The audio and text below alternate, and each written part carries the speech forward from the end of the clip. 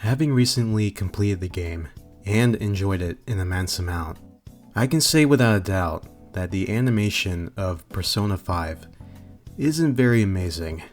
I'm not talking about Persona 5, the animation, the Daybreakers, though that is admittingly a poor effort as well.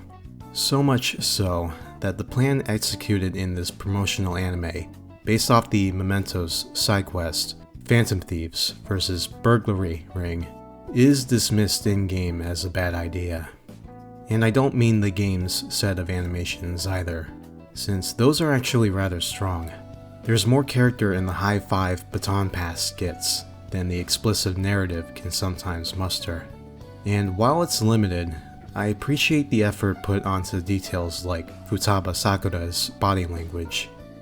But the focus of this piece is a less inspired element that plays a nevertheless interesting role: the 2D animated cutscenes of the game. Even if you don't pay much attention to visual matters, particularly within video games, where the interactivity keeps you preoccupied, Persona 5's bold voice is almost impossible to miss. Red and blacks dominate this game, and its ransom letter aesthetic constantly reminds you of your position as a phantom thief, shrouded in mystery. Ever since the promotional footage started surfacing, it became apparent that the slickness was woven into the very core of the game, integrating the menus in striking fashion and making the transitions unusually satisfying. Those are aspects players tend to tolerate at best, so it was quite rare to see major excitement for the usually tedious parts of operating a video game. After completing it, I can confirm that the excitement built up for even such usually minor details was warranted. Not only was Persona 5 as mechanically smooth as it seemed, it truly committed to the aesthetic from the teasers. Obviously the entire game isn't monochromatic, but red and blacks remain the theme that dyes your adventures, particularly as you delve deeper into Mementos' secrets. Otherwise vibrant colors are still all over the place during the mundane scenes, and the game's love of strong contrasts never fades. The Phantom Thief imagery is similarly ever present, leading to a game that always feels like itself, and is damn proud of that. Persona 5 sticks to its theme, even to a fault, despite being rather fond of its unmistakable appearance. Early on, I found its UI a bit claustrophobic at some points, and I imagine that if you feel the palette is abrasive, then the entire game might be an endless nightmare. As far as I'm concerned though, the attempt to be a cohesive, unique experience is laudable in and of itself, and worked well way more often than not. And in the instances when it didn't, it still won me over with earnestness alone. Persona 5 definitely tries very hard, which is somehow becoming an attitude looked down upon on the internet, but I find it endearing. To make the issues about the anime cutscenes I want to address later even more noticeable, the game's overarching aesthetic is flawlessly introduced through 2D animation. Its opening sequence, directed by Sayo Yamamoto, is the perfect equivalent of the game in anime form. The theme colors put to striking use, transitions that bring to mind the effect of navigating through the game, and even stylized 2D effects animation that resembles the special cut-in attacks within combat. And beyond being such an effective depiction of the game's visual themes, it's quite the craft accomplishment by itself. Its depiction of disinhibited acting stands out in particular. Much like the rest of the footage, this was animated at Production IG, and supervised by Koichi Arai, who fully key animated it alongside Tetsuya Nishio and Satoru Tsunomiya. Nothing but theatrical anime level artists. As a short aside, the production process of Persona's animation has been bouncing around different companies a lot lately. It has generally ended up in capable hands too, particularly so when it comes to its openings. Before going with Production IG and Sayo Yamamoto, Atlus trusted Bones and allowed Norimitsu Suzuki to direct, storyboard, and entirely key animate the intro to Persona 4 Dancing All Night. He's quite the unknown legend and has no shortage of such solo efforts. Meanwhile, it was Madhouse that produced the footage for other re-releases and spin-offs. Sayo Yamamoto wasn't the first talented woman to handle an intro for the series, since the vividly colorful Atsuko Ishizuka had already handled a couple of those. The Persona 4 Arena one is more representative of her approach to post-processing, but it's rather limited and pales in comparison to her Persona 4 The Golden opening, which adequately encapsulated the spirit of the game. Let's return to this particular game's opening though, since it also serves as a reminder that personal idiosyncrasies are perfectly compatible with pre-existing guidelines. To put it plainly, the fact that it's full of skating cuts is a pure, entirely transparent act of self-indulgence. Sayo Yamamoto loves skating, to the point that she pushed for an original series depicting the sport, and the rest is history.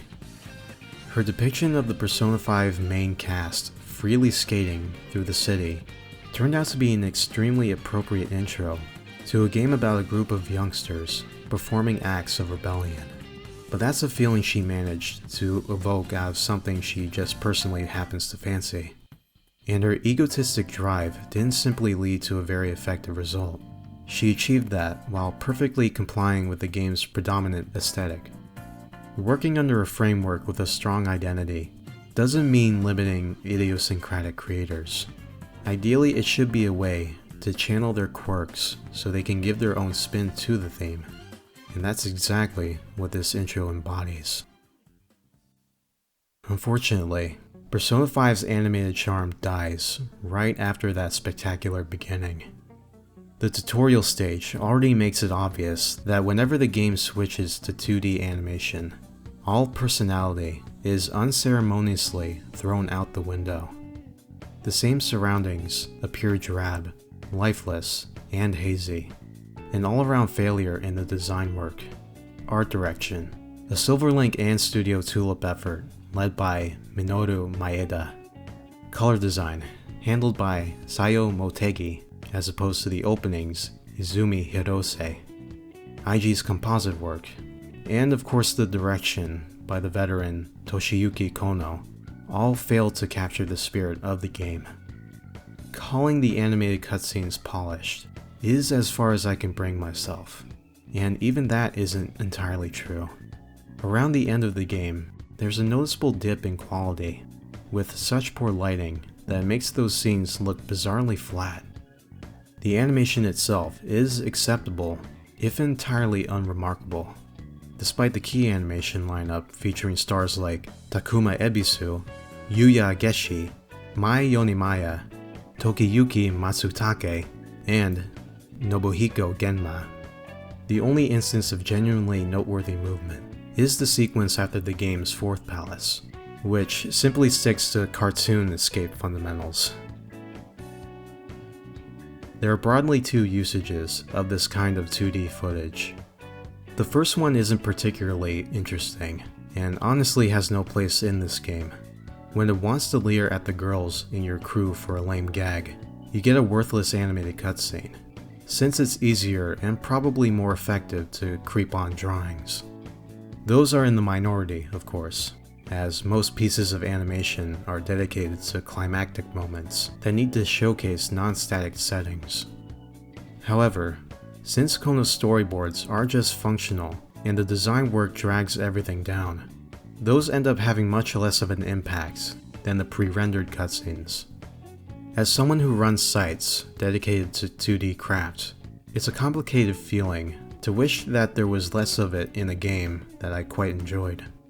But it's precisely because I like Persona 5 that I'm not at all fond of these animated cutscenes, since they're the point where it loses its otherwise clear identity. And this about sums up their most insidious issue. In contrast with an immediately recognizable game, these scenes could be part of right about anything. The footage is attached to Persona 5, but at no point feels like it belongs in there. Moderate technical competence can't make up for entirely misguided groundwork, so even at their best, they don't quite work. Perhaps in a less idiosyncratic game, these cutscenes would have blended in, hiding under a veil of mediocrity. But as part of something with this strong of a personality, they stand out like a sore thumb. They're not a treat for the player, rewarding them for hitting a particularly climactic moment, or simply for having played for quite a while. They're hand-drawn disappointment that pales in comparison to the rendered footage. I don't subscribe to the idea that artistic criticism needs to provide solutions to be valid, and I wouldn't call myself a critic to begin with. But let's play that game for a change. How do you fix Persona 5's animated cutscenes? Directly addressing the issues I brought up would be a start, of course. Embrace the game's palette with no shame, and don't drown the footage with uninspired photography effects. And beyond that, translate its appeal so that it can be conveyed with another toolset. The game's dynamic UI and usage of stylized effects is reminiscent of the work of WebGen animators, so not relying on them feels like a wasted chance. The finishers and cut-in attack sequences were particularly reminiscent of Naparu's work, so I would have loved to see them involved with it. And before you claim that hoping for youngsters like that to work on video games is a crazy Sakuga nerd dream, let me remind you that Bahi JD's professional debut was actually animation for Skullgirls. Granted that the game's cutscenes aren't a constant stream of effects animation, but this is just more proof that it was possible to find 2D creators attuned to the game's sensibilities. Just like how Sayo Yamamoto's directional skills proved to be compatible during the opening, there are plenty of creators who could have made the movement itself feel like an integral part of Persona 5 during the cutscenes. All of this is ultimately a minor issue, of course, one that didn't hugely impact my fondness of the game. If the more glaring problems didn't sour me on it, then a handful of disappointing hand-drawn sequences couldn't really upset me. I have to say though, I feel like they embodied the contradictions present in the game's recurring issues. As your crew fights against sexual violence, every now and then, the game also decides to uncomfortably make the boys in the group ogle the girls, seemingly for a quick laugh. It's spirit champions rebelling against the system and being yourself, which only makes the lack of certain options even more puzzling. You often find yourself fighting to protect the marginalized, but then it also thoughtlessly makes them the butt of the joke a couple times. In the context of all these incongruences, I suppose that the game occasionally betraying its otherwise well-cultivated aesthetic is almost fitting. I love Persona 5, and that feeling only increased in intensity when I started its rather ridiculous final stretch. But I would love it even more if the game didn't forget to be itself every now and then.